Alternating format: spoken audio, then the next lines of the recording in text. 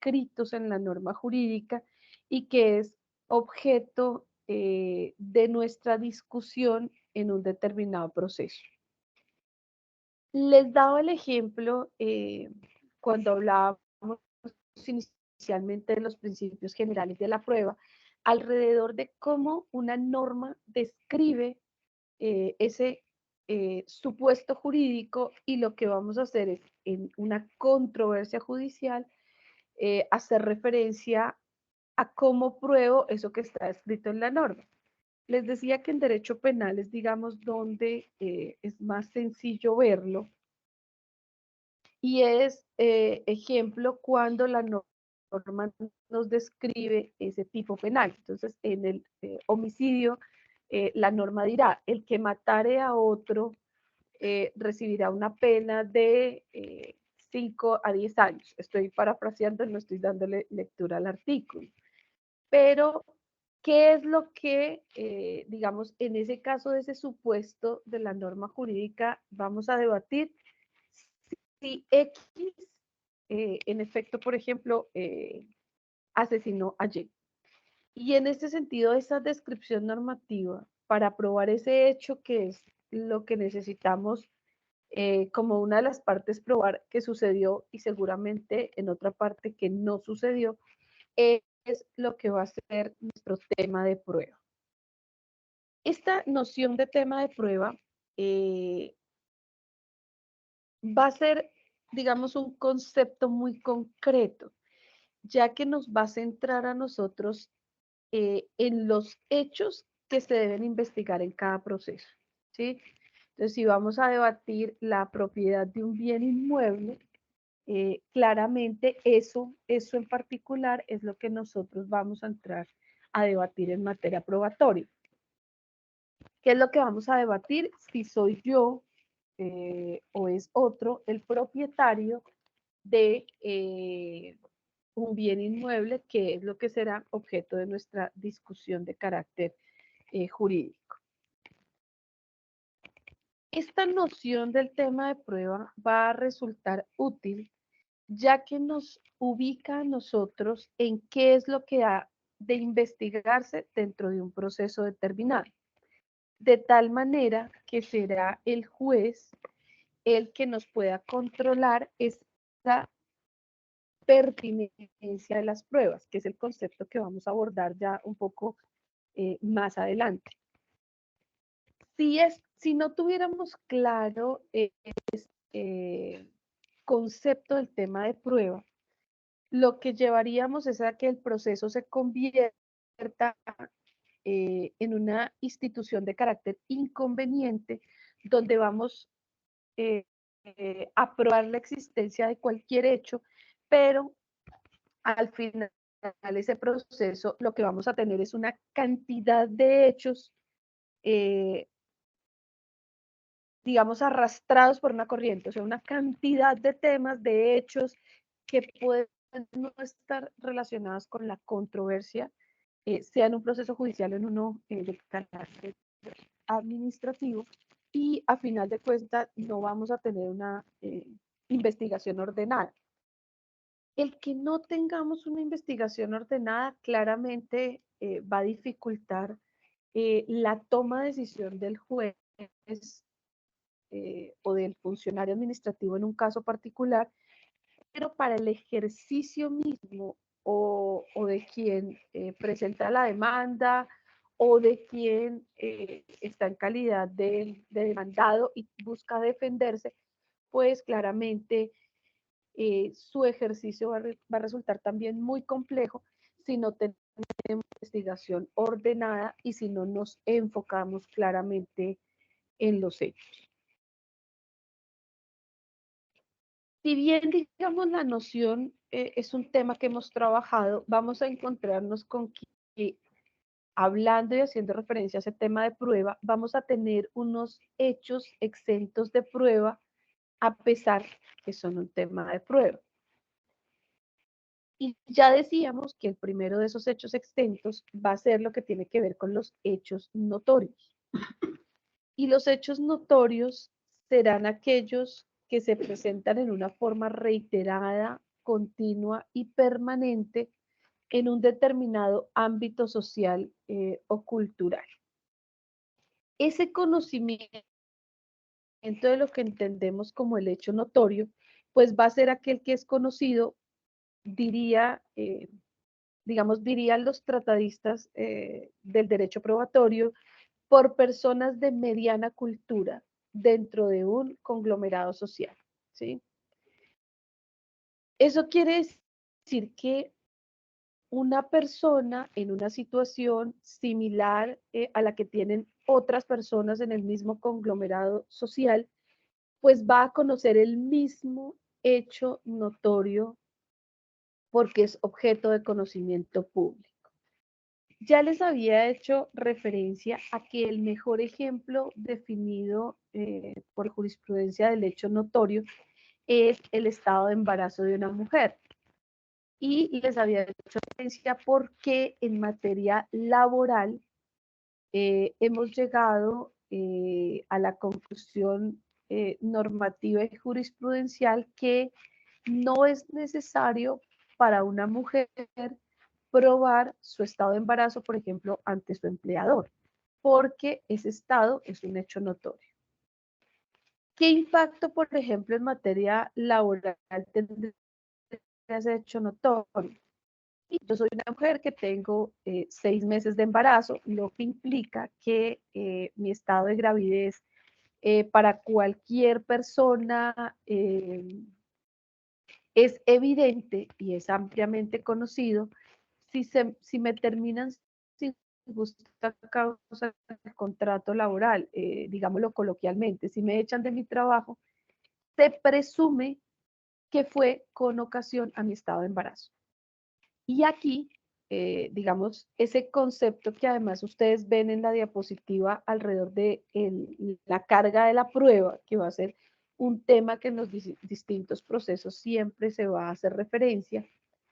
En este caso, como el hecho es notorio, la mujer no tiene que probarlo, se va a presumir que el despido fue con ocasión o por su estado de embarazo y será el empleador quien en la controversia laboral tendrá que probar que hubo otra razón como una justa causa para el despido de esa mujer en estado de embarazo. Pero se presume que como es un hecho notorio, no tenía que probar la mujer, fue por su estado de embarazo. Este hecho notorio, digamos, si bien es ampliamente conocido, no requiere de que ese conocimiento sea universal. Es decir, no se puede exigir que el hecho notorio sea conocido universalmente para poder considerarlo notorio, ¿sí? Y entonces lo que se entiende es que será, digamos, conocido por, en general, la mayoría de personas dentro de ese conglomerado social. No se requiere del hecho notorio que todos lo hayan presenciado, ¿sí? Sí, no basta con que esas personas de mediana cultura conozcan ese hecho notorio. Y ese hecho puede ser de carácter permanente o de carácter transitorio, ¿sí?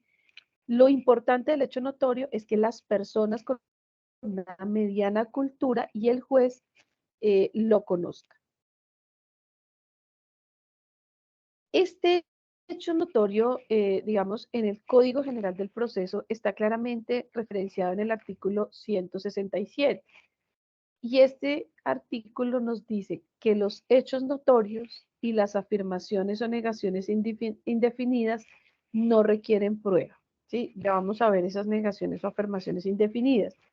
Pero en relación con el hecho notorio, no requerirá entonces prueba dentro de un proceso judicial. En este punto, digamos, es importante una premisa para que no nos vayamos a confundir, especialmente, eh, digamos, para quienes no son abogados. Y es que una cosa es que no tengamos que probar ese hecho notorio y otra que no tengamos la obligación de alegarlo dentro del proceso. ¿Sí? O sea, quiere decir que, por ejemplo, en una demanda o en la contestación de una demanda, tenemos que alegar ese hecho notorio, ponerlo en conocimiento del juez. Digamos, en un término coloquial, el juez tampoco es un adivino, ¿sí? Entonces, el hecho notorio no implica que ese hecho el juez lo adivine per se, sino que debo alegarlo para que él esté enterado. No obstante, no requiero probarlo, ¿sí?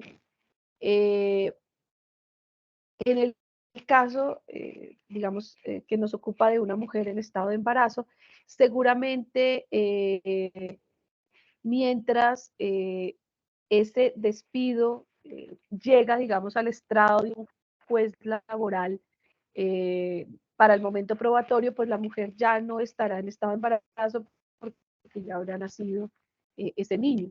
Entonces, ¿qué sucede? Pues, digamos, como ya deja de ser el hecho notorio, tengo que alegárselo al juez. Entonces, tendré que decirle al juez en la demanda que fui despedida, o sea, en el relato de los hechos, fui despedida el 30 de abril del año 2023 y para esa fecha contaba con 6 meses de embarazo de mi hijo Lucas, que ya nació. ¿Sí? Entonces, una cosa es que esté exento de pruebas de hecho notorio y otra cosa que no deba alegarlo dentro de un proceso judicial. En este sentido, el hecho notorio va a tener que ser alegado incluso para el que esté en contra de ese hecho. ¿Sí? Entonces, si yo soy la que estoy alegando ese hecho notorio dentro de la demanda, lo señalaré al juez. Pero también podrá ser alegado en quien conteste la demanda porque es el demandado y ahí en esa contestación también, digamos, alegará que ese hecho notorio o no es o no sucedió eh, o entre en una controversia o en una discusión alrededor de ese hecho. Es decir, no solamente lo alega quien lo pretenda hacer valer, sino la contraparte también, también podrá alegarlo, por ejemplo, cuando conteste una demanda. Cuando teníamos vigencia del Código de Procedimiento Civil, hoy ya, digamos, les había hablado al respecto, tenemos el Código General del Proceso, pero cuando existía el Código de Procedimiento Civil teníamos una norma expresa que hablaba, por ejemplo, de la notoriedad de los indicadores económicos y señalaba que todos los indicadores económicos nacionales se consideraban hechos notorios, ¿sí? Y fíjense que por eso, por ejemplo, hay una sección particular en la mayoría de noticieros televisivos donde habla de los indicadores económicos.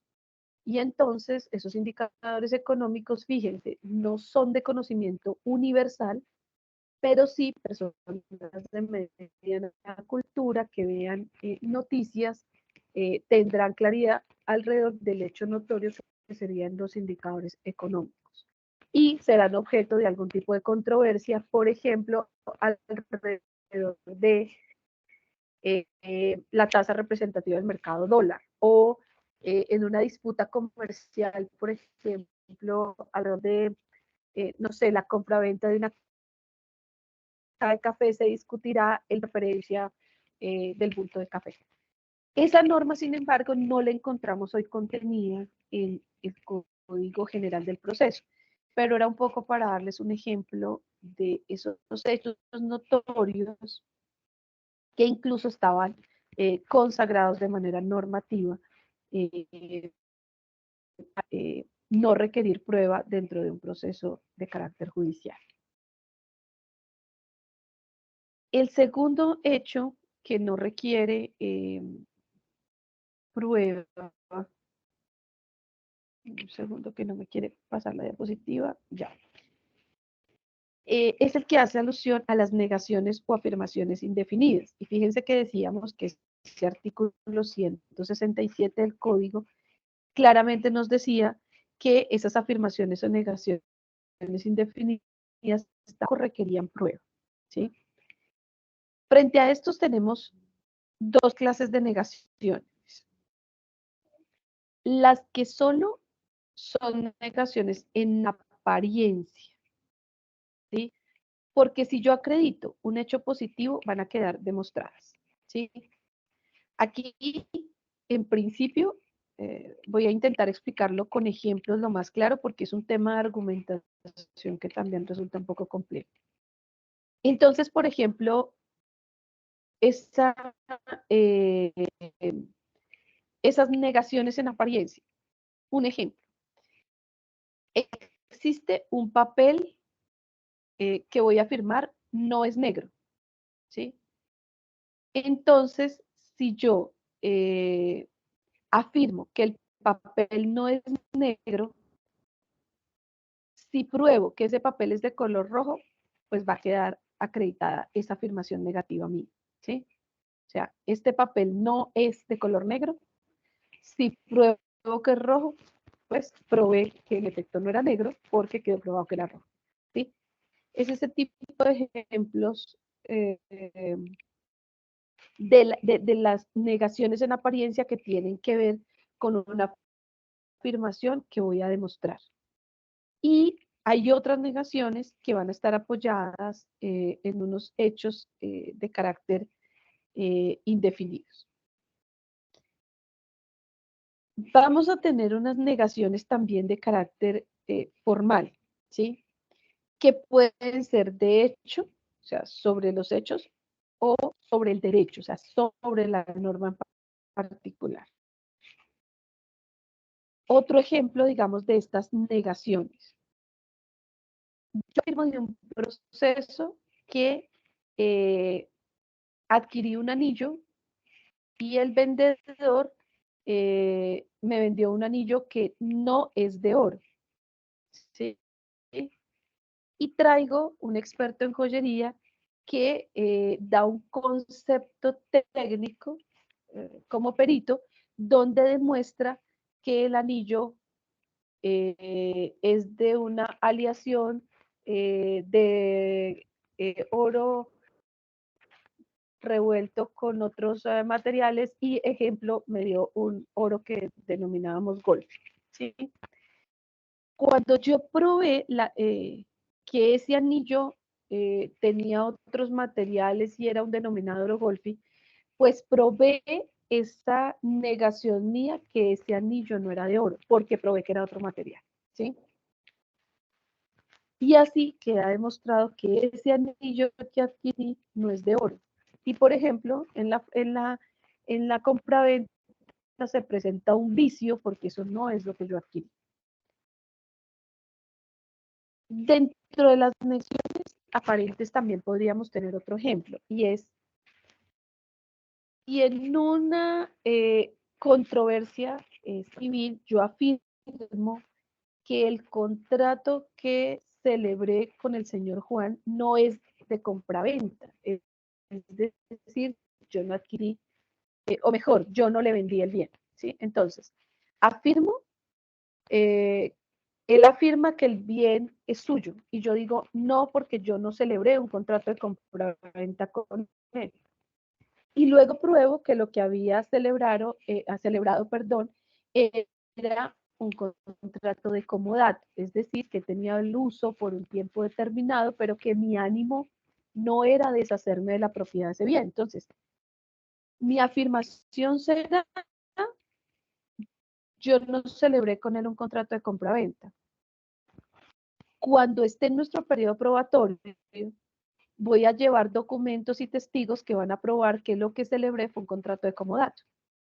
Y entonces, lo que voy a probar es esta negación por la que contesté, por ejemplo, la demanda. Entonces, recuerden, negué que yo había celebrado con el señor Juan un contrato de compraventa. ¿Y qué hice en el periodo probatorio? Probé que era un contrato de comodato y con eso demostré que no era de compraventa, ¿sí? O sea, demostré la negación en relación, por ejemplo, con ese contrato. Frente, digamos, a la jurisprudencia, tenemos diversos casos alrededor de esas negaciones o afirmaciones de carácter indefinido. Y digamos que en materia de esa discusión, por ejemplo, sobre propiedad de bienes, se presenta bastante lo que tiene que ver con las negaciones o en una demanda o en la contestación de la demanda que después llevarán a probar los hechos, ¿sí? Por ejemplo, hay un caso que digamos es sencillo para darles no solo ejemplos de carácter penal, y por ejemplo es que yo haya comprado un carro que después me salió defectuoso. Entonces, yo voy a solicitarle al juez que en términos civiles se llama que resuelva, pero es algo así como declare que ese contrato no es válido porque yo adquirí un vehículo que me vendieron con un vicio y por tanto resultó de manera defectuoso, ¿sí? Y entonces, ¿qué ha dicho la Corte Suprema de Justicia? Que esa afirmación, por ejemplo, mía, de que no me entregaron las condiciones, la cosa, o sea, no me entregaron el vehículo en las condiciones pactadas de una forma completa y perfecta, va a ser una afirmación indefinida y que en la prueba, si yo pruebo que ese vehículo en efecto tiene un vicio porque tenía un daño, lo que yo voy a probar es esa afirmación que hice que la entrega fue imperfecta, ¿sí? Y probando, eh, digamos, la situación contraria a la afirmación indefinida, pues se va a presumir legalmente cierta y se va a presumir un incumplimiento del vendedor porque digamos que él debía probar lo que no logra, que es demostrar que la cosa que me vendió, el vehículo que me entregó, pues lo hizo en condiciones completas, oportunas, en perfecto estado de funcionamiento, ¿sí?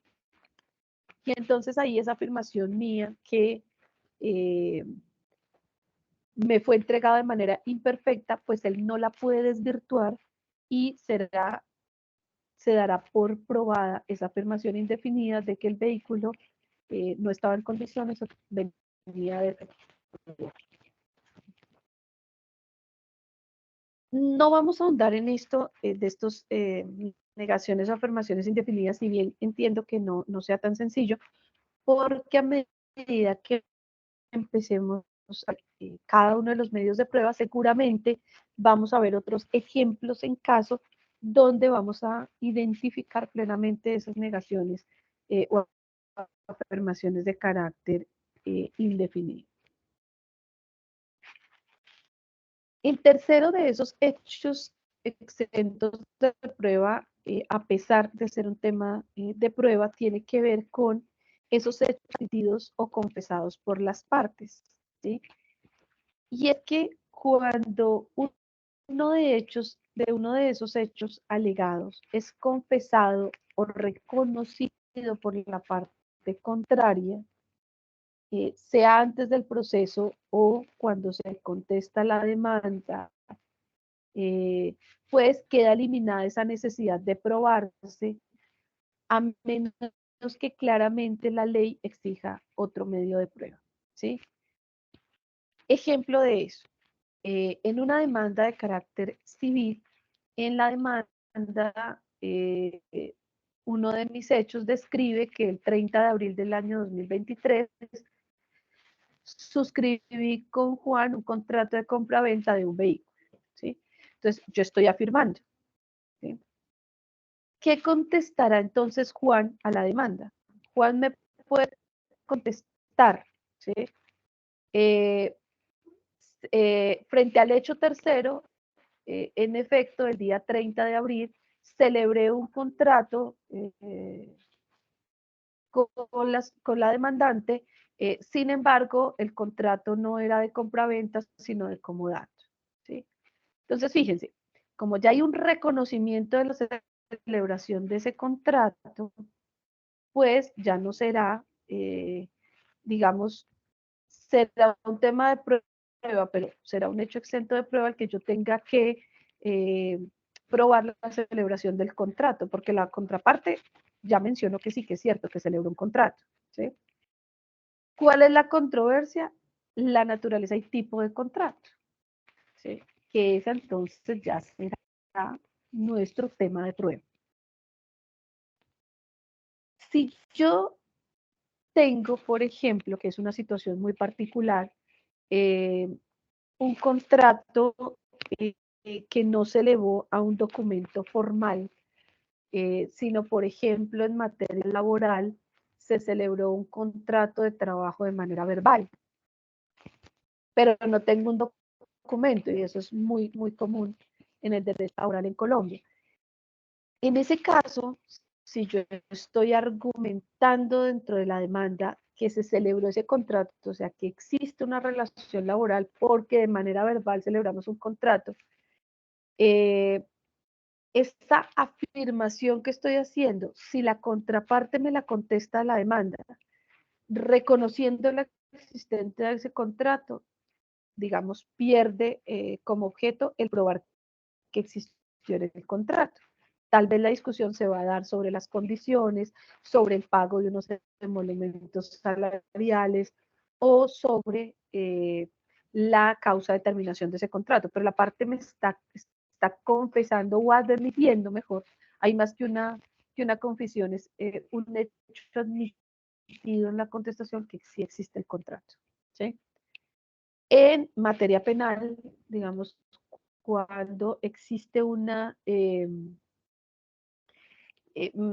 confesión previa de un delito o cuando existe una aceptación de los hechos en medio del proceso penal, pues con esa palabra del presunto, eh, digamos, autor del hecho punible, pues se entenderá como un hecho exento de prueba, ¿sí? Esto es muy común en el derecho colombiano. Seguramente habrán visto ustedes series, programas de televisión en los que nos, digamos, se adopten decisiones distintas alrededor de estos casos, ¿sí? Entonces, eh, en las series particularmente de detectives o de abogados en Estados Unidos, muchas veces encuentra uno esa discusión de que la confesión no es aceptada y algo oculto y continúan investigando hasta descubrir que esa confesión no era real porque estaba siendo coaccionado eh, estaba tratando de descubrir otro. En el derecho colombiano eso es menos, casi nulo, digamos, no es común. Y es que aquí, digamos, nuestra tradición jurídica nos lleva generalmente a aceptar que esa confesión es verdadera y no hay propiamente lugar, digamos, a no aceptar que es un hecho ya extendo de prueba. No obstante, siempre admitirá una prueba en contrario, pero no va a ser el tema central de prueba, ¿sí? Ahora, hay unos matices alrededor de eso que entendemos como ese hecho exento de prueba. En el caso penal, acepto que yo maté a Juan, ¿sí? ¿Dónde, digamos, está el quid de ese tema de prueba? No en que yo lo maté porque lo acepté, confesé que yo lo había hecho, pero mi confesión dirá que lo hice bajo lo que se llama defensa propia, ¿sí? Y ese es lo que los abogados llamamos un eximente de responsabilidad. Entonces, ¿qué habrá lugar a probar?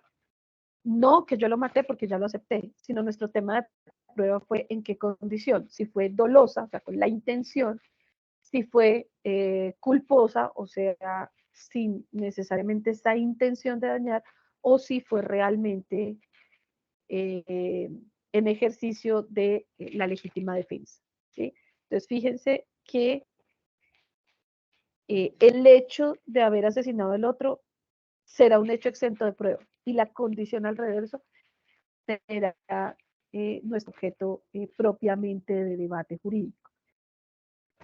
Frente al tema probatorio, como se pueden dar cuenta, lo importante también es ser muy hábil en un proceso para entender que me enfoco, ¿sí? Si yo entendí este tema de los hechos exentos de prueba, pues yo no me voy a enfocar en reiterarle al juez que X en efecto mató a Y, sino que entendiendo el hecho exento de prueba, pues no me voy a enfocar ahí, no voy a reiterar algo que ya ha sido confesado eh, por ese X, que voy a centrar en el asunto propiamente del debate jurídico, que es lo que me interesa que el juez conozca para que tome su decisión. Y eso requiere esas habilidades de determinar hacia dónde me dirijo con estos temas de prueba. ¿Cuál es el centro de mi debate jurídico?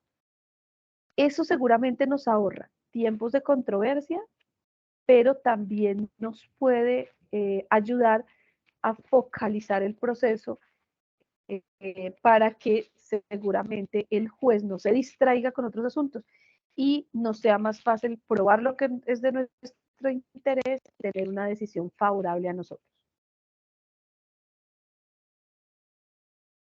Tenemos el cuarto tipo de hechos exentos de prueba, que serán los hechos presumidos legalmente.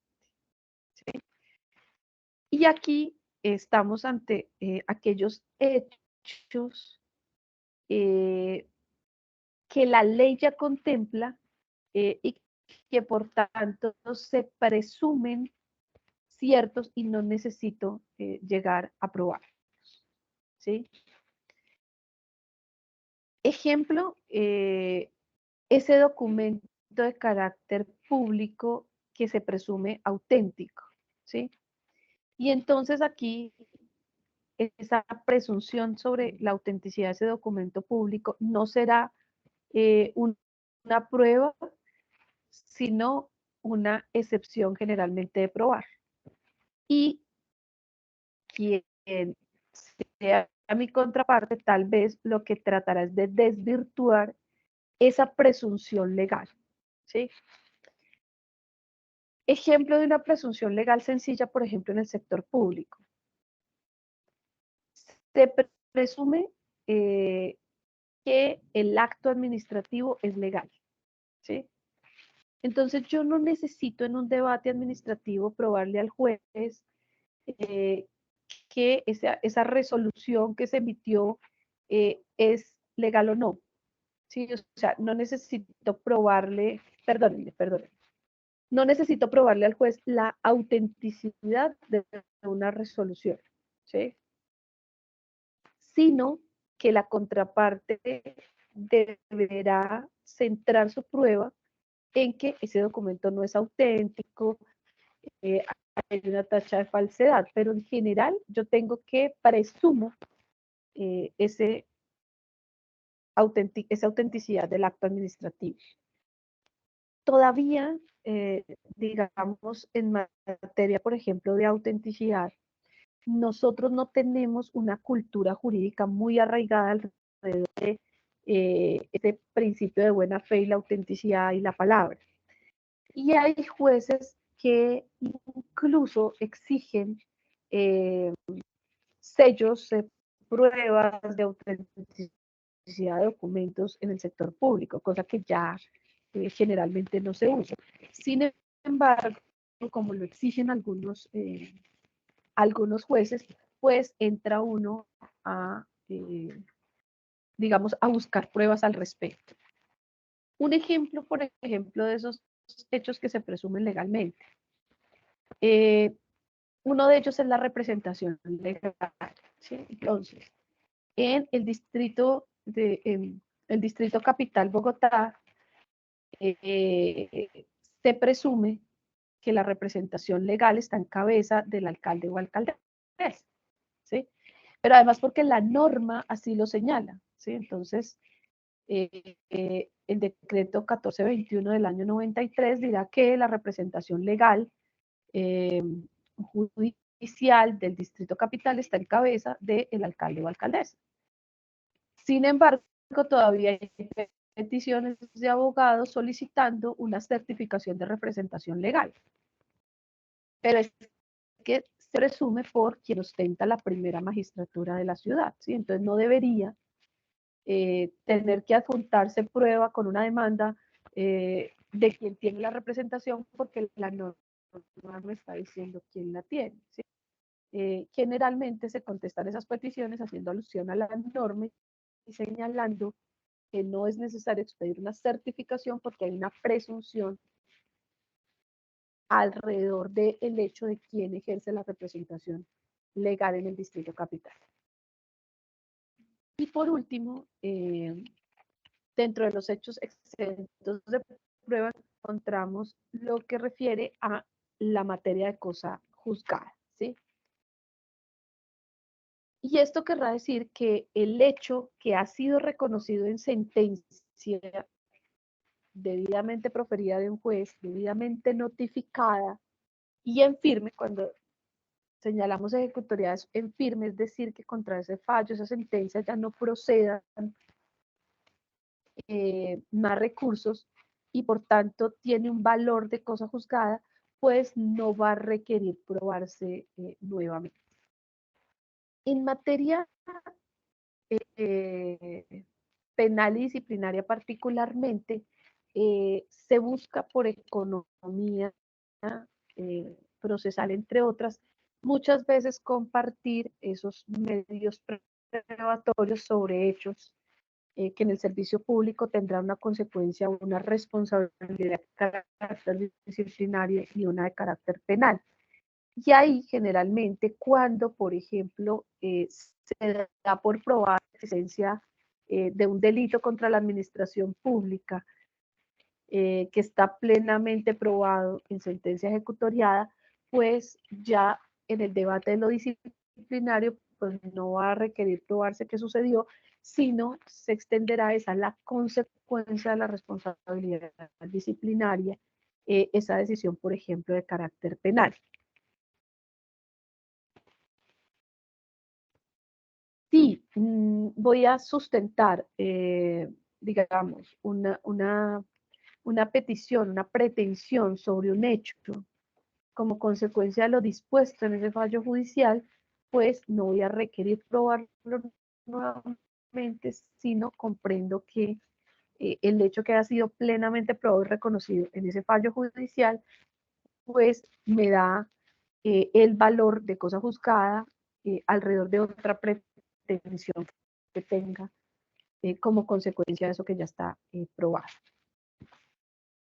Hasta aquí en este momento el tema de prueba. Cuéntenme si tenemos preguntas, comentarios, observaciones hasta acá.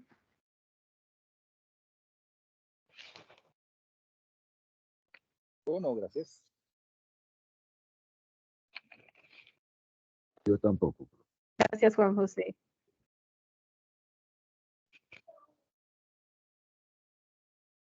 Listo, hasta acá entonces no tendríamos más preguntas. Gracias, Bárbara. Bueno, entonces, si les parece... Las diapositivas ¿Señora? están muy claras, profe. Dora. Las Gracias. diapositivas están muy claras. Alberto.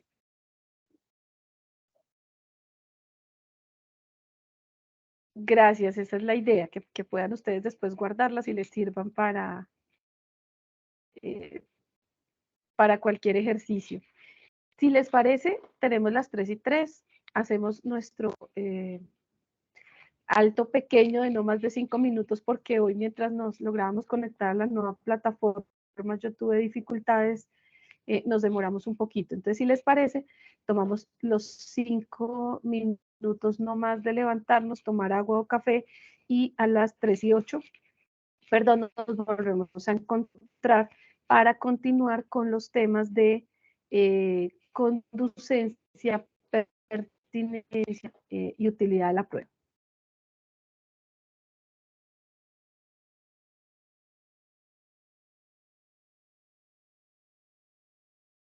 Vale, profe.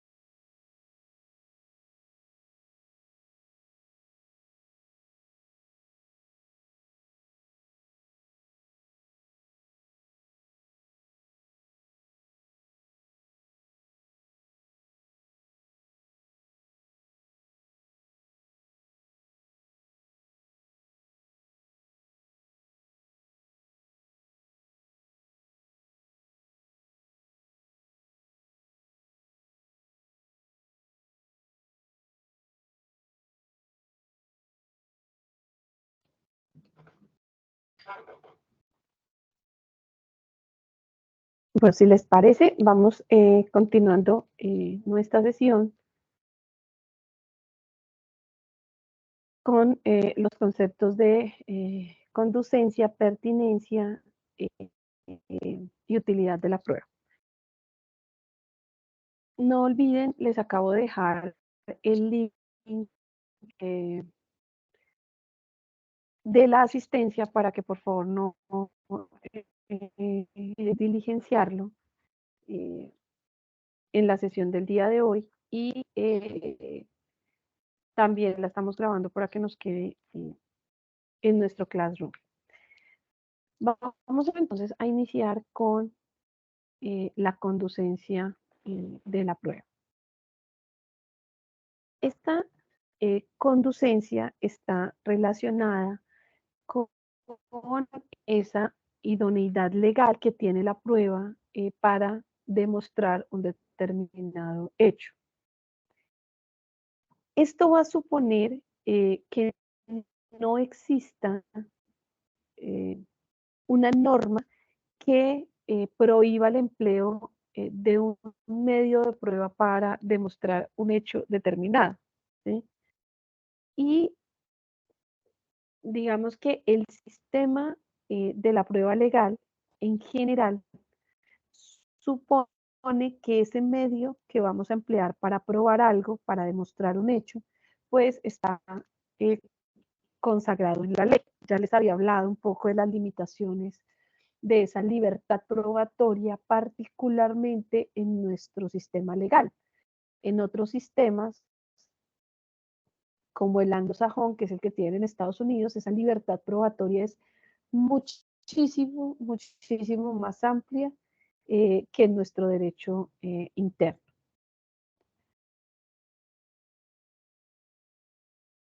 Tenemos entonces que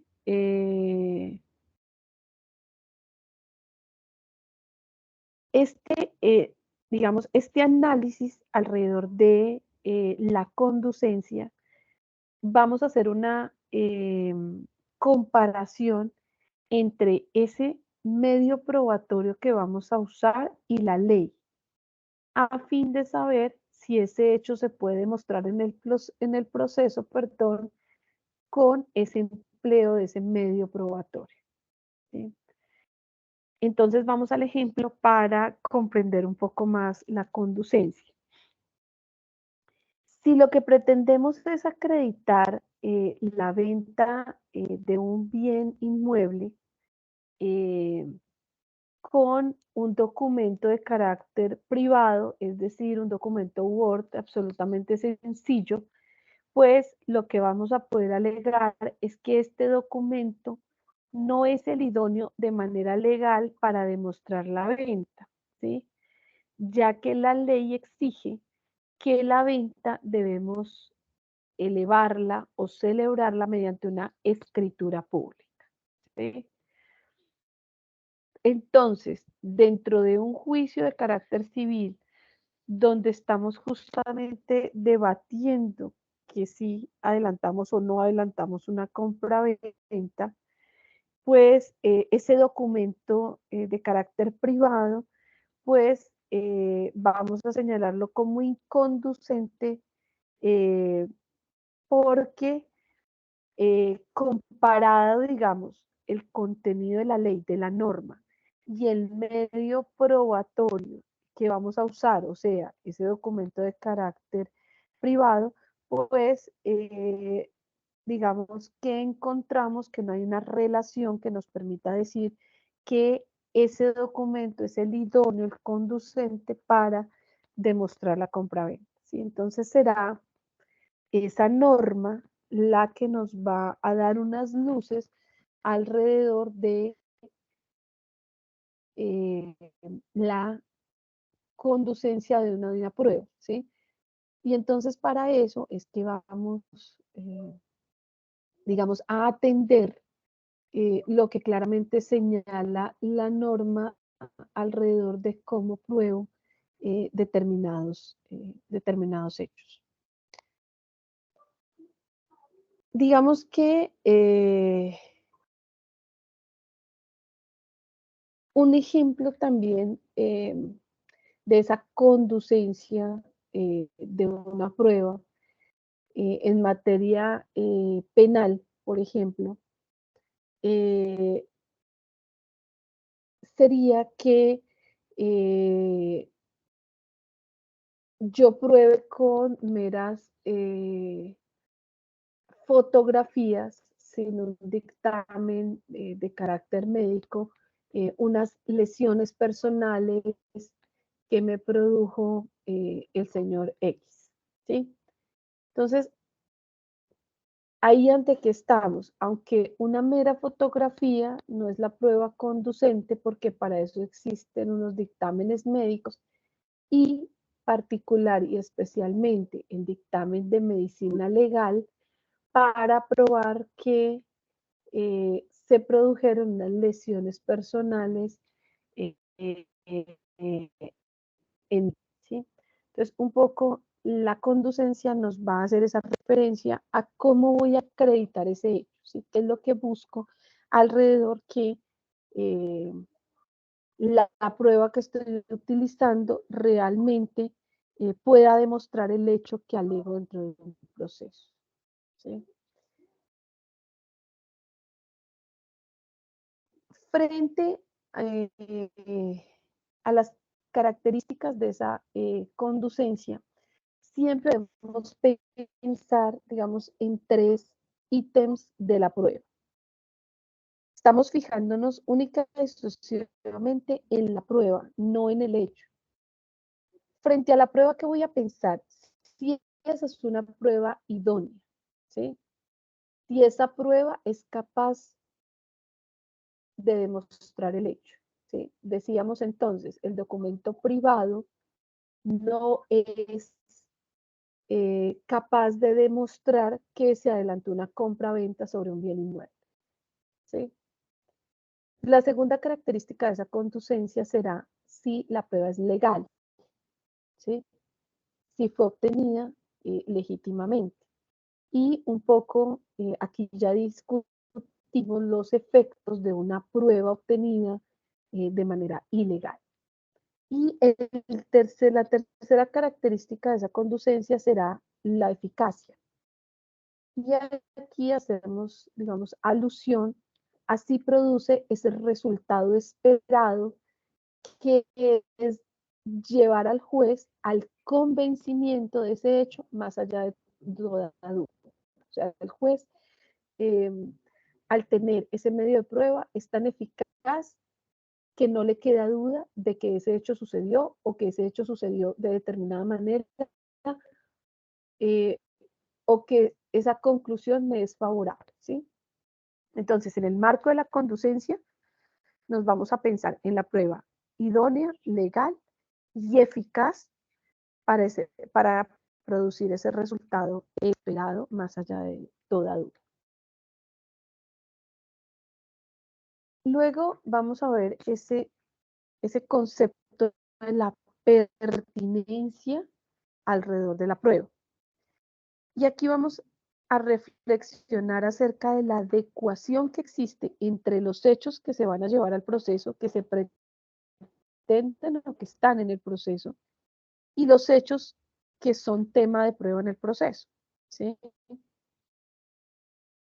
¿Qué significa esto? Que yo tengo que hacer un análisis sobre la relación de facto entre los hechos que pretendo demostrar y el tema del proceso, ¿sí? Y aquí, digamos, un ejemplo sencillo es esa prueba que tiende a demostrar la buena conducta de un sujeto procesal cuando lo que estoy tratando de mostrar es que se me produjo un daño y de determinar cuál es la cuantía de ese daño, perdón. Entonces, no tendrá, digamos, relación una cosa con otra. Sin embargo, digamos, fíjense que aquí es muy importante la reflexión que les planteaba sobre en qué tipo de proceso estoy. Claramente, digamos, la buena conducta de un sujeto procesal me puede servir como prueba dentro de un proceso disciplinario, porque es un atenuante de una conducta. Ejemplo, yo voy a probar que una persona ha laborado en el sector público desde hace 30 años y jamás ha tenido una sanción de carácter disciplinaria, siempre ha presentado buenas conductas, no hay conductas contrarias, por ejemplo, a los reglamentos si existen, a la norma disciplinaria, a la convivencia y demás, porque eso sí sería un atenuante alrededor de una falta disciplinaria. Pero en el caso que nos ocupa, por ejemplo, de una buena conducta en relación con una controversia de daño patrimonial, pues no tiene ningún sentido, ¿sí? En relación con esta situación, por ejemplo, de la pertinencia, debemos señalar que la prueba, digamos, en sí misma también puede ser pertinente y de ahí esa prueba tendrá la capacidad de aportar al hecho que tendrá que ver con el objeto de otras pruebas. Recuerden que mencionábamos esa interrelación en las pruebas cuando decíamos que el juez tiene el deber de hacer referencia a todas las que se hayan aportado dentro del proceso, a cada una de ellas, pero que tendría que hacer también una valoración en conjunto en relación con, digamos, los hechos gruesos que son objeto de la controversia, ¿sí? Entonces, aquí una prueba en sí misma podrá ser también pertinente porque va a tener que aportar al objeto de otras pruebas dentro del proceso. En este punto vamos a hacer un ejercicio y es escuchar una entrevista que se hizo a una juez penal del circuito, quien en el marco de su ejercicio, digamos, laboral, tiene unas reflexiones alrededor de este concepto de pertinencia de la prueba, ¿sí? Entonces, denme un segundo, ya les voy a compartir el video y me escriben por favor por chat si, si especialmente el sonido es correcto. Denme un segundo.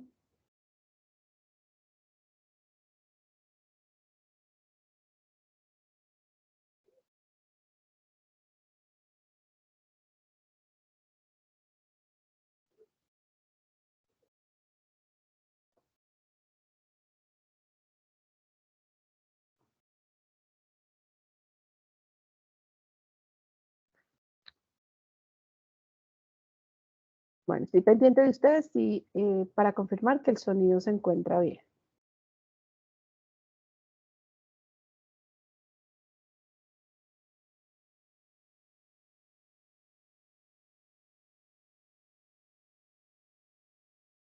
Buenas tardes. Nos encontramos con la juez 14 municipal de conocimiento de Bogotá, la doctora Nancy Martínez. Ella nos brindará una entrevista a la pertinencia de la prueba.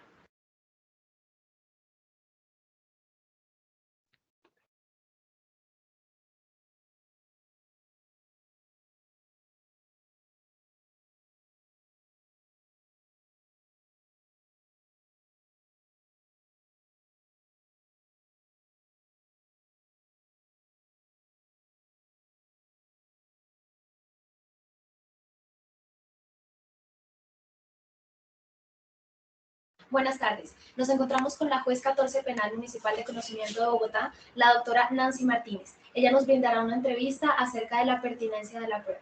Doctora, buenas tardes. Gracias por concedernos esta entrevista. No se preocupe. Bueno, primera pregunta que le queremos hacer, doctora. ¿Qué tanta influencia tiene la pertinencia de la prueba para tomar una decisión judicial? La pertinencia de la prueba alude al tema de prueba. Entonces, los sujetos procesales tienen el deber de llevarle al juez determinadas pruebas para demostrar sus hechos. En materia específica penal sería para la Fiscalía para demostrar su teoría del caso y para la defensa, que no es obligatoria la teoría del caso, su estrategia de defensa. La pertinencia de la prueba tiene que ver con el tema de prueba, con el hecho que quiere convencerse al juez, y por ello es muy importante, porque puede ser que algún sujeto procesal o interviniente, llámese Fiscalía, Defensa, Ministerio Público o incluso apoderado de víctima, pretenda llevar una prueba o pretenda solicitar una prueba que no tenga nada de relación directa con el tema probado. De allí radica la importancia, porque además los jueces únicamente podemos fallar sobre la base de las pruebas legal oportuna y, pues, en síntesis, allegadas de manera legal a un proceso. Además de la legalidad de la prueba, de la licitud de la prueba, pues la prueba tiene que llevar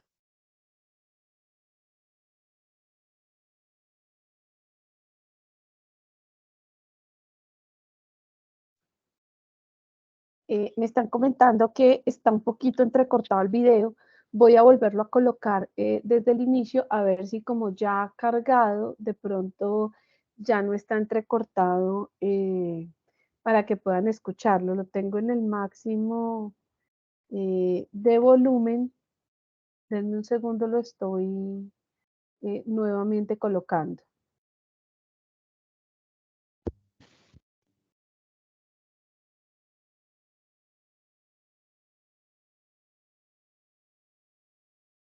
Buenas tardes. Nos encontramos con la juez 14 Penal Municipal de Conocimiento de Bogotá, la doctora Nancy Martínez. Ella nos brindará una entrevista acerca de la pertinencia de la prueba. Doctora, buenas tardes. Buenas tardes. Muchas gracias por concedernos esta entrevista. No se preocupe. Bueno, primera pregunta que le queremos hacer, doctora. ¿Qué tanta influencia tiene la pertinencia de la prueba para tomar una decisión judicial? La pertinencia de la prueba alude al tema de prueba. Entonces, los sujetos procesales tienen el deber de llevarle al juez determinadas pruebas para demostrar sus hechos. En materia específica penal sería para la Fiscalía para demostrar su teoría del caso y para la defensa, que no es obligatoria la teoría del caso, su estrategia de defensa.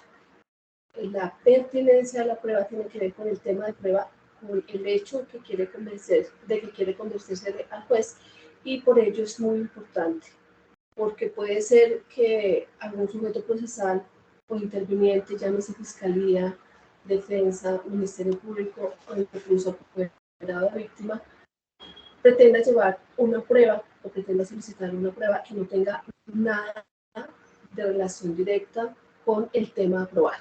De allí radica la importancia, porque además los jueces únicamente podemos fallar sobre la base de las pruebas legal oportuna y, pues, en síntesis, allegadas de manera legal a un proceso.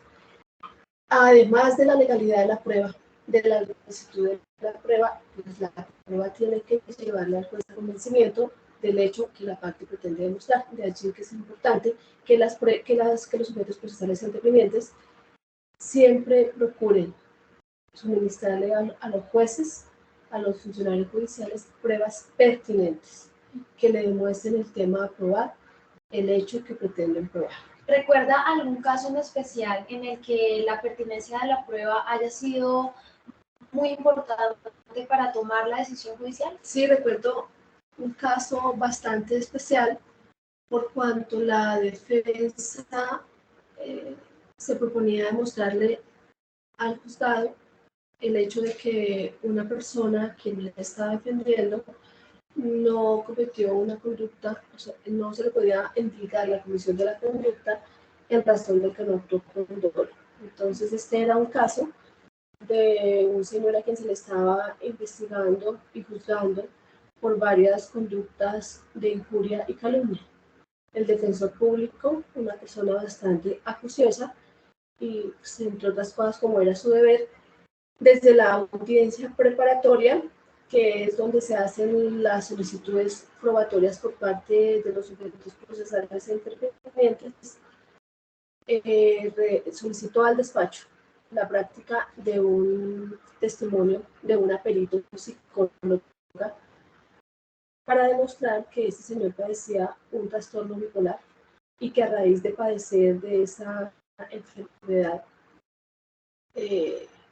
psíquica, él no podía actuar de manera dolosa para cometer el delito de injuria que se le estaba atribuyendo.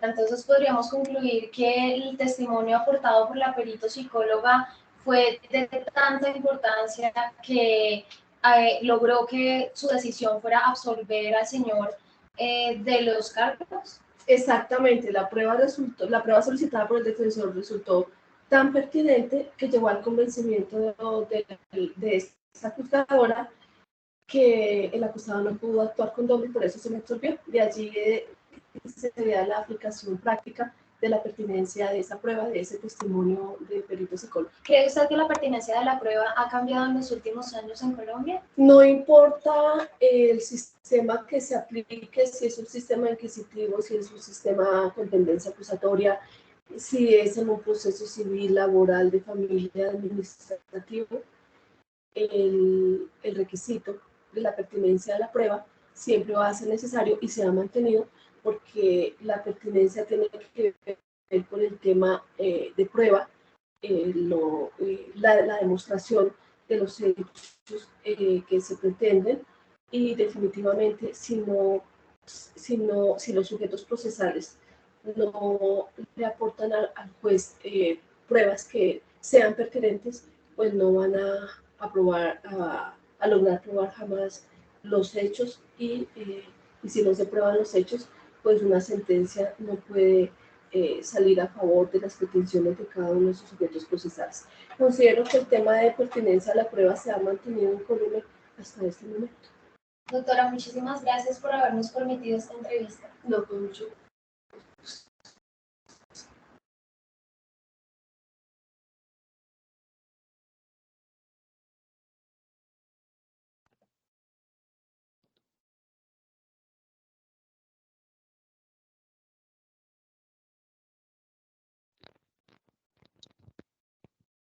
Bueno, espero que se haya podido escuchar la mayor parte del video. Lo voy a dejar colgado en el Classroom para que si no lo pudieron ver completo, lo puedan escuchar con posterioridad. No sé qué les pareció la entrevista y las opiniones de la juez penal y si lograron escuchar el caso de ejemplo que ella colocaba.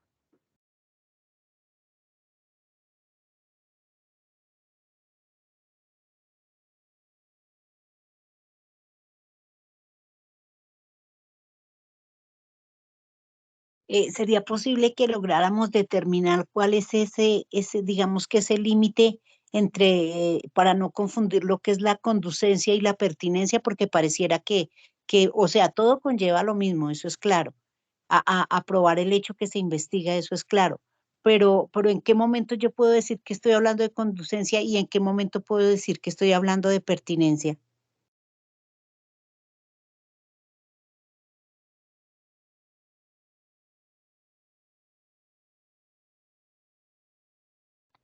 Perdón, tenía el micrófono apagado. Digamos que al lugar la pregunta de Dora, pero lo primero que deberíamos decir es que los tres términos en materia probatoria están estrechamente ligados, ¿sí? Entonces, hablamos siempre de ese análisis que tiene que hacer quién va a tomar una decisión, sea un juez o un funcionario administrativo, alrededor de los tres términos. Sin embargo, están interrelacionados. ¿Cuál podría ser, digamos, esa diferencia o ese límite un poco que no es tan sencillo de ver en la práctica alrededor de la conducencia y pertinencia? En la conducencia, lo que voy a revisar es si existe una, digamos, norma legal que me da una orientación de cómo demostrar determinado hecho. ¿Sí? Entonces, fíjate que ahí lo que voy a hacer es una comparación entre ese medio probatorio y la ley, ¿sí? Para saber si el hecho que voy a probar, digamos, puedo hacerlo con ese medio probatorio, ¿sí? Entonces, en la conducencia estoy en esa comparación entre la ley y el medio probatorio, ¿sí? Y les decía, en la conducencia recuerden que las características que les mencionaba nos dan una orientación de qué debería verificar. Entonces les decía, la idoneidad, la legalidad y la eficacia en el marco de esa comparación que estoy haciendo, ¿sí? En términos de la pertinencia, digamos, el análisis no es alrededor de esa comparación normativa, sino alrededor si lo que voy a probar con un medio en particular tiene una relación directa con el hecho que se está investigando. Fíjense que el ejemplo que nos daba la juez penal, digamos, nos podría mostrar la pertinencia claramente, y es, ella nos decía, estaba en un proceso por el delito de injuria y calumnia, ¿sí? Entonces, a primera vista, digamos, sería pertinente probar claramente con qué afirmación, intervención, expresión se produjo, por ejemplo, esa injuria y calumnia contra mí, ¿sí? Ejemplo, si yo estoy debatiendo esa injuria y calumnia por un mensaje eh, en la red social Twitter, que hoy es X, ¿sí? Entonces, ¿cuál es el medio probatorio que voy a utilizar alrededor de probar que se presentó esa injuria y calumnia, ¿sí? Pero cuando estaban, y ella menciona en la audiencia preparatoria, el abogado defensor de quien era acusado del delito solicita la prueba de una psicóloga, ¿sí? Y entonces acá un poco entra ese análisis de pertinencia que ya no obedece a esa comparación normativa como en la conducencia, sino que voy a entrar a determinar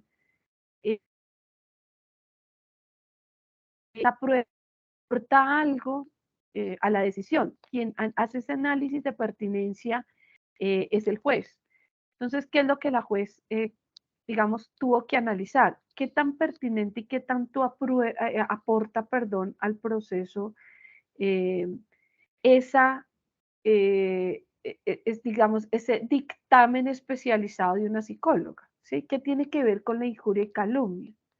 Entonces, cuando uno lo piensa a primera vista, pues, digamos, no tiene ningún sentido. Y ahí es donde la argumentación juega un papel importante.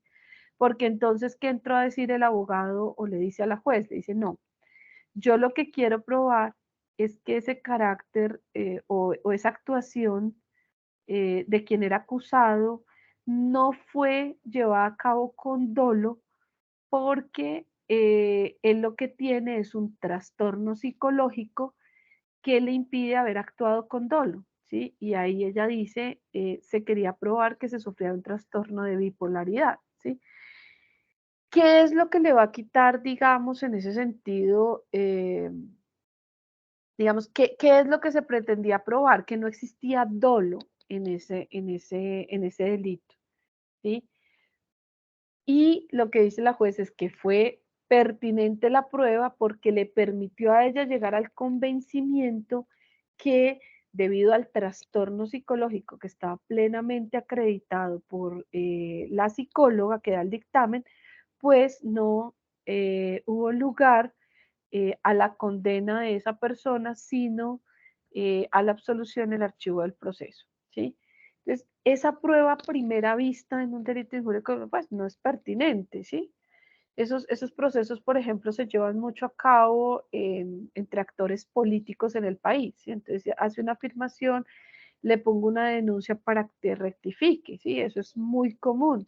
Entonces, en principio uno pensaría, pues, pertinencia para qué de un dictamen psicológico, ¿sí? Y entonces el análisis argumentativo alrededor, qué es lo que busco probar y si es pertinente esa prueba para eso, ¿sí? Entonces espero haberte respondido, Dora. El ejercicio es alrededor de en la conducencia, si tengo una norma legal que me dice cuál es la prueba idónea para demostrar un hecho. Y en la pertinencia, qué es lo que busco demostrar y si esa prueba realmente es pertinente para demostrar lo que quiero. ¿Sí? Ahí hay como esos dos ejercicios. Nosotros no creo que alcancemos el día de hoy, pero vamos a hacer un taller con una decisión, les decía al comienzo, de la Superintendencia de Industria y Comercio, ¿sí? Y traigo la superintendencia un poco eh, para no, digamos, ponerle solo ejemplos de tipo penal, sino que siempre hemos aludido eh, a que también este tema probatorio aplica mucho en las actuaciones administrativas, que es, digamos, donde ustedes están inmersos en la actividad diaria. Y en esa decisión que vamos a revisar de la superintendencia, hay, digamos, un análisis alrededor de, de unas pruebas que no se practicaron y la superintendencia va a coger estos tres conceptos y va a pronunciarse sobre ellos de manera independiente, ¿sí? Entonces la idea es que también lo podamos ver un poco alrededor de la práctica de una decisión que se tomó en un caso administrativo particular, ¿sí? Pero, digamos, espero que hasta aquí más o menos haya logrado absolver la dudadora. Muchísimas gracias, sí, señora. Pues digamos que interpreto la pertinencia como al plano de la efectividad de esa, con la que puedo llegar a la decisión. Así es, tienes razón, o sea, la efectividad y cómo es mi intención, ¿sí? ¿Cuál es mi intención, sí? Y en medio de la intención es qué relación habría entre esa que es mi intención, que la tiene que avalar el juez y el medio de prueba que voy a usar, ¿sí? Muchas gracias. Me está escribiendo Bárbara y me dice que no puede ingresar al Classroom. Miramos mañana, Bárbara, si de pronto te comparto los documentos por el chat o me dices a dónde te los puedo enviar para que los abras en correo mientras en la sesión los vamos desarrollando. Y estaba pendiente de compartirle a John el link del Classroom para el desarrollo de los talleres. Denme un segundo, se lo voy a compartir de una vez. Para que pueda ingresar y vaya revisando el material de las sesiones que ya hemos visto. Se lo estoy compartiendo a John en este instante. Y mañana miraríamos, Bárbara, si te puedo...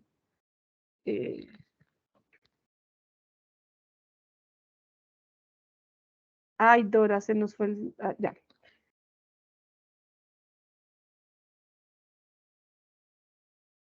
Ya Yo les te estoy escucho, pero enviando.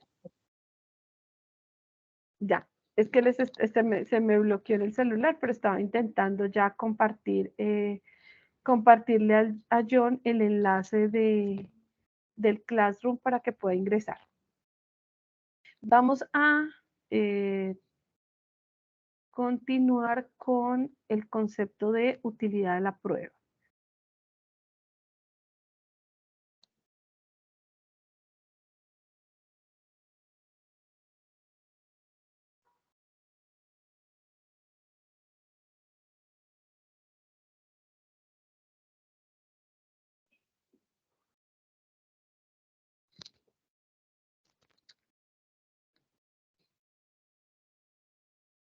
Bueno, ya tenemos la presentación compartida.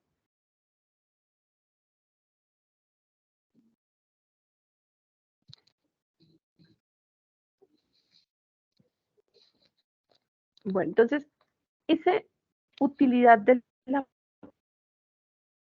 prueba va a hacer referencia a que la prueba pueda, digamos, con esa prueba pueda establecerse un hecho material de la controversia que aún no hemos demostrado por otro medio, ¿sí? Y aquí, digamos, se resalta, digamos, qué es lo que debe estimularnos en el proceso de actividad probatoria, o sea, qué estamos buscando en el marco de esa actividad probatoria, ¿sí? Y aquí, como lo que buscamos es llevar al juez a una plena convicción, o sea, que él, digamos, dé por probado y llegue a la misma conclusión que yo espero que llegue, pues lo que tenemos que hacer es esa relación entre cuál es nuestro propósito y cuál es la utilidad de ese medio probatorio para llegar al propósito que nosotros estamos esperando. Digamos que en principio, cuando nosotros lleguemos a la conclusión que una prueba es inconducente y que una prueba es impertinente, pues debemos llegar a la conclusión que esa prueba es inútil, ¿sí? Pero puede pasar que una prueba que nosotros consideremos pertinente y que consideremos conducente, pues vaya a ser realmente inútil, ¿sí? Ejemplos. Es conducente y pertinente que aportemos el contrato para, digamos, el contrato en copia simple para probar que se produjo un incumplimiento, ¿sí? Pero resulta que del análisis puede ser que no lleguemos,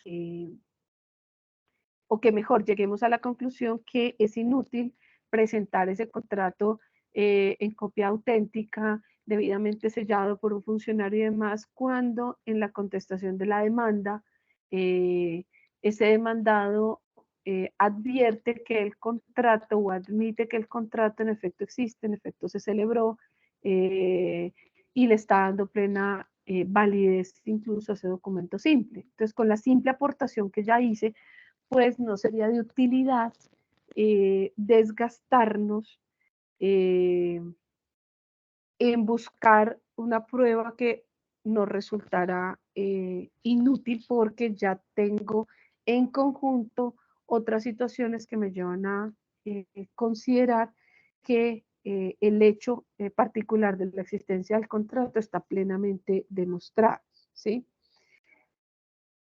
Lo que nosotros podríamos decir es que la prueba es inútil cuando es una prueba que sobra, ¿sí? Y sobra porque no es idónea, no por sí misma, sino con relación a la utilidad que se le debe prestar al proceso, ¿sí? Ya que, digamos, nuestro objetivo, y lo hemos reiterado, es recaudar todas las pruebas necesarias para que el juez se pronuncie y llegue al convencimiento de que tenemos la razón, ¿sí?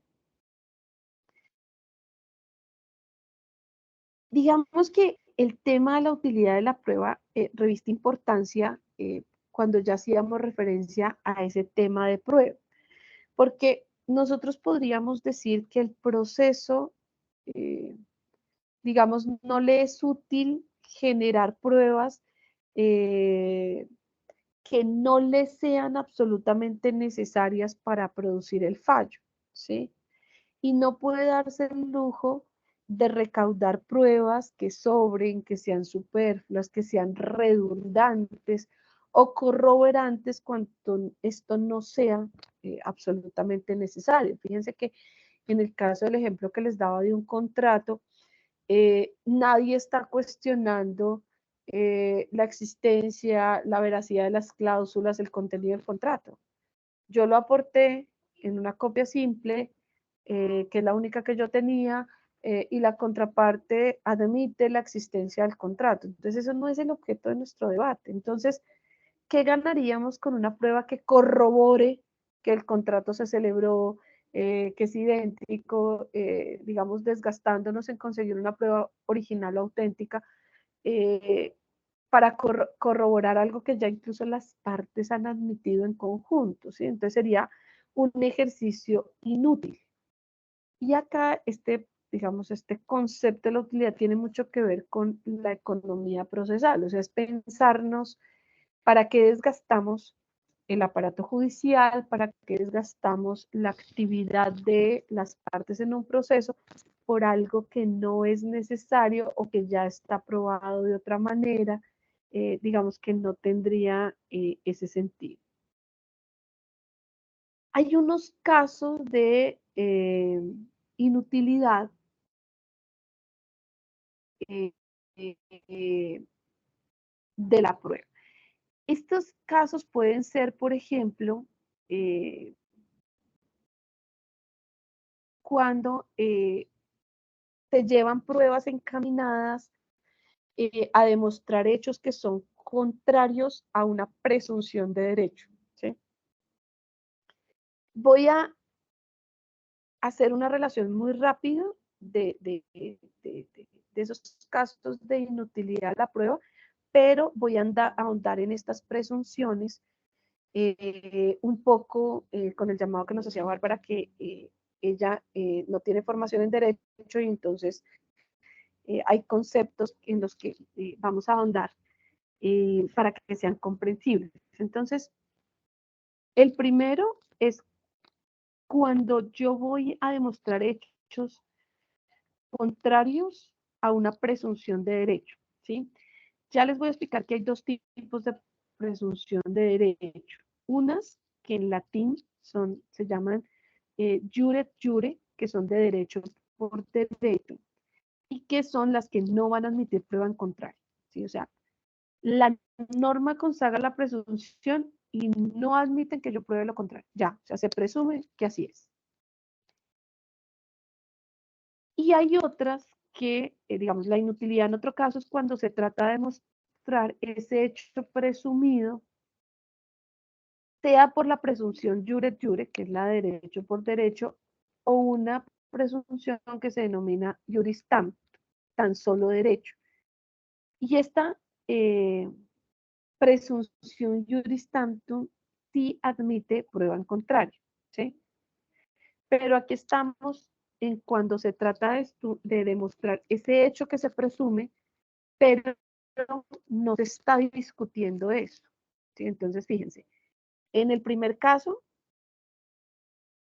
yo busco pruebas para demostrar unos hechos que están presumidos en la norma, ¿sí? Entonces, es un caso inútil porque la norma, digamos, ya me establece que hay una presunción de derecho y que no admite prueba. Entonces, ¿para qué busco, para qué me desgasto en medios probatorios? Pero el segundo caso es cuando se trata de demostrar ese hecho presumido, pero que no estamos discutiéndolo, ¿sí? Entonces, ¿para qué voy a demostrar algo que está presumido cuando no es objeto además de la discusión? ¿Sí? El tercer caso de inutilidad de la prueba será cuando el hecho está plenamente demostrado y se pretende con otras pruebas demostrarlo, ¿sí? Entonces, por ejemplo, el hecho es susceptible de confesión, ¿sí? Por ejemplo, un homicidio. Ya la persona confesó y pedimos otras pruebas para demostrarlo. Entonces, ¿cuál es el objeto? O sea, admite confesión, ya está confesado, para que sigo buscando algo que ya está plenamente demostrado, ¿sí? Y el cuarto caso es cuando se trata de desvirtuar lo que ya ha sido objeto de juzgamiento y que ha hecho tránsito a cosa juzgada. O sea, recuerden que cuando hablamos del tema de prueba ya dijimos que sería un hecho exento de prueba, ¿sí? Entonces, si estamos en esa situación de algo que ya está declarado en sentencia y que es una cosa juzgada, pues para que probar algo que ya dentro del proceso no tendría. Frente al tema de las presunciones, entonces yo les decía, hay dos tipos de presunciones a las que hemos hecho referencia en materia de la inutilidad de la prueba. Entonces, tenemos una presunción para ser iuris et de iure, que es una presunción de derecho, ¿sí? ¿Y qué significa esa presunción en derecho? Que hay lo que denominamos una ficción jurídica a través de las cuales se establece un mecanismo legal automático que va a considerar que un determinado hecho o un determinado acontecimiento se entiende probado simplemente porque se cumplieron unos presupuestos para ellos, ¿sí?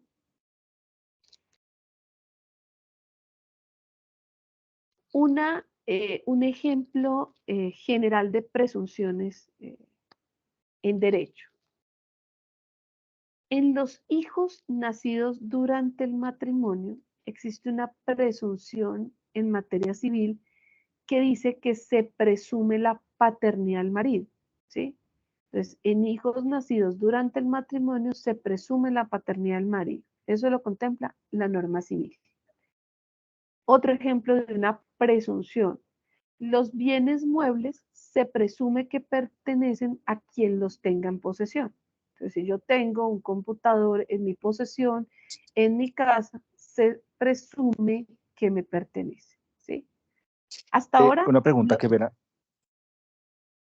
sí, Es que no sé si te entendí bien, pero entendí que la norma, el Código Civil, cuando dice que todo hijo concebido dentro del matrimonio se presume, del esposo, ¿cierto? Tú dijiste que era una presunción de hecho, de derecho sí, o legal. es una presunción que contempla la norma legal, Sí, pero es pero que ya vamos a ver lo que que no te es, entendí es si es de derecho o no es de derecho. O sea, si es no, presunción de... no es de derecho, Ah, no, ok. no es de Sí, derecho, porque esa sí admite prueba porque en contrario. exactamente, Es que esa es la pregunta. exactamente. Hasta ahora, digamos, les he dado, hasta ahora les he dado la definición de presunción, ¿sí? Ok. Que por eso les hablaba de ese afecto jurídico, ¿sí? Y los ejemplos de lo que sería Una una presunción. Ah, ok, presunción, ok, ok. exactamente. ¿Sí? Gracias. Hasta ahí un poco vamos en lo que, lo que se pueda entender, ¿sí? Ok, listo, perfecto. Gracias, gracias. ¿Sí? Para Juan José es un poco que voy lo más lento posible, un poco para generar la comprensión sobre lo que algunos términos que No, además sí, son es que, complejos porque están en latín y todo. de acuerdo, no, es que se me entrecortó y en ese pedazo no alcancé a escuchar si habías dicho que era de derecho o no era de derecho. Entonces yo quedé como, por eso pregunté, pero no, ya entendí que estás es como esbozando generalmente que es una presunción. Listo, Juan. Entonces, ahora sí vamos como a las presunciones que admiten prueba en contrario y que no admiten. Entonces, vamos a ver las primeras, que serían las que en latín se denominan iuris tantum, ¿sí? Y serán esas presunciones que sí nos van a admitir una prueba en contrario. O sea, la contempla la ley, la contempla la norma, pero sí admiten prueba en contrario. Estas presunciones iuris tantum, digamos, nos van a permitir probar la inexistencia de un hecho o de un derecho y digamos que nos van a permitir la controversia en un proceso judicial, ¿sí? Entonces, digamos, uno de los ejemplos es que ya les expuse en la generalidad, y es esa presunción civil de los hijos nacidos durante el matrimonio se presume la paternidad del marido, pues una presunción que será iuris tantum porque admite una prueba en contrario, ¿sí? Tenemos, digamos, otro ejemplo en materia de derecho administrativo del sector público alrededor de esas presunciones, perdón, y es, por ejemplo, la que contempla el Código de Procedimiento Administrativo, que señala que los actos administrativos se presumen legales, ¿sí? Ese es un principio del derecho administrativo sobre la presunción de legalidad de los actos administrativos. Sin embargo, esa admite prueba en contrario porque yo puedo acudir a un juez para desvirtuar que ese acto es legal y, por el contrario, señalar que el acto administrativo viola ese orden jurídico, ¿sí? Entonces, digamos, este tipo de presunciones siempre admiten que controvertamos su contenido en un proceso de carácter judicial. El otro ejemplo que les di de presunciones, por ejemplo, alrededor de la posesión de un bien que se presume es de mi propiedad porque yo tengo la posesión, pues admite prueba en contrario porque yo puedo adelantar un proceso civil donde demuestre que la propiedad me pertenece porque tengo el documento de adquisición, porque tengo testigos que prueban que era un bien mueble que yo adquirí y tenía y que hoy por diversas razones lo tiene otra persona. Luego viene la presunción iuris et iure, que es la presunción absoluta de hecho y de derecho. Y es una presunción que va a estar contenida en la ley y que no va a admitir una prueba en contrario. Es decir, que no nos va a permitir probar que el hecho o situación que se presume es falso, ¿sí? Estas presunciones iuris et de iure, pues van a ser generalmente excepcionales, ¿sí? No es la generalidad que en nuestro ordenamiento jurídico encontremos este tipo de presunciones como si las que admiten prueba en contrario. Y es que, digamos, la ley es restrictiva con estas presunciones y las va a aplicar para unos casos muy particulares. Por ejemplo, en Colombia existe una presunción de derecho según la cual los menores de 14 años no tienen la madurez suficiente para tomar decisiones concernientes a su vida sexual, ¿sí? Y esta es una presunción que no admite prueba en contrario, ¿sí? Yo no puedo alegar que, digamos, voy a explicarlo en materia penal, yo no puedo alegar que una menor tuvo relaciones consentidas porque es una niña muy madura, porque la norma per se me señala que como es menor de 14 años, no tiene la madurez suficiente y no admite prueba psicológica, un dictamen psicológico alrededor de su madurez mental. No, siendo menor de 14 años, la presunción de derechos no tiene la madurez suficiente para tomar decisiones concernientes a su vida sexual, ¿sí? Entonces es una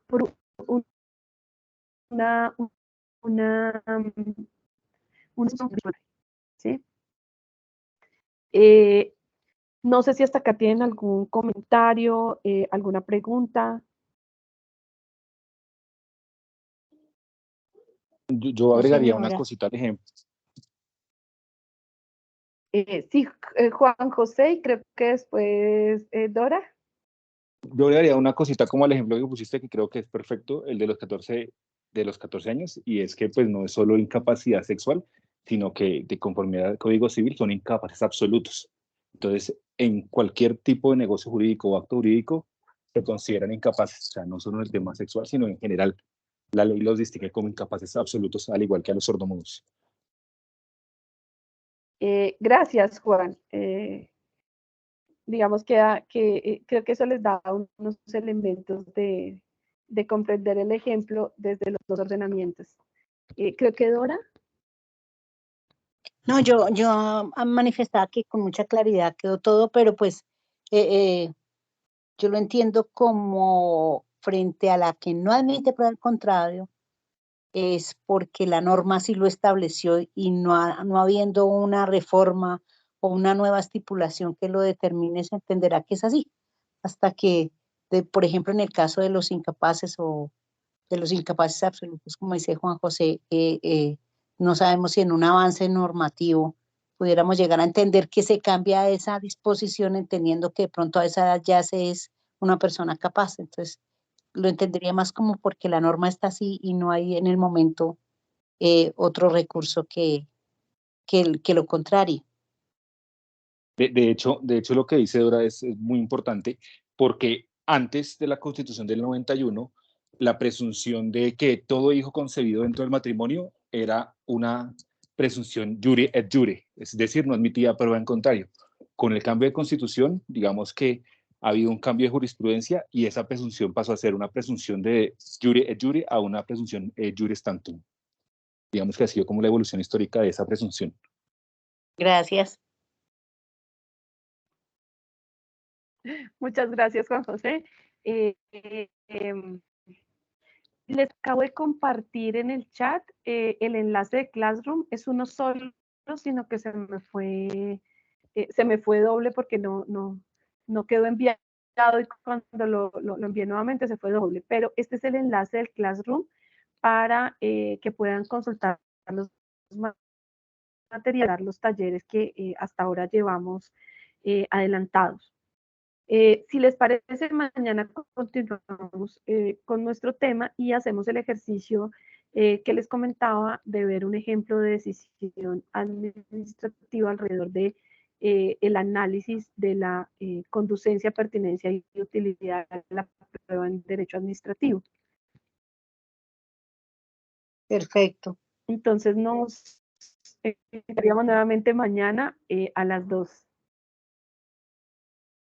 Muchas gracias y si es posible tener este mismo enlace porque la verdad hoy pudimos trabajar mejor. Perfecto, Dora. Yo creo que entonces nos quedamos con este enlace de Teams para la sesión de mañana. Y no olviden, por favor, diligenciar la asistencia que también estaba en el chat. Muchas gracias y hasta mañana. Hasta luego, Dora. Feliz tarde.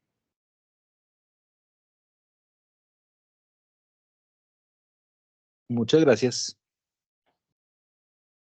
Hasta luego, Juan José.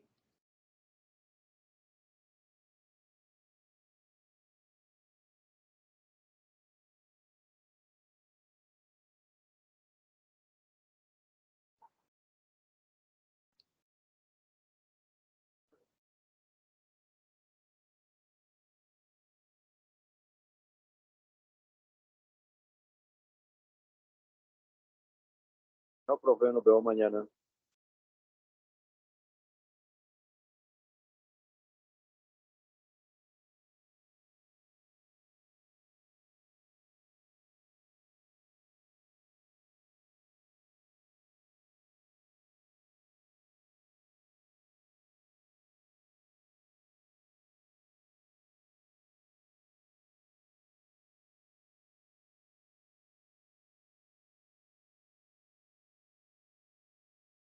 Hasta luego, Jairo. Feliz tarde.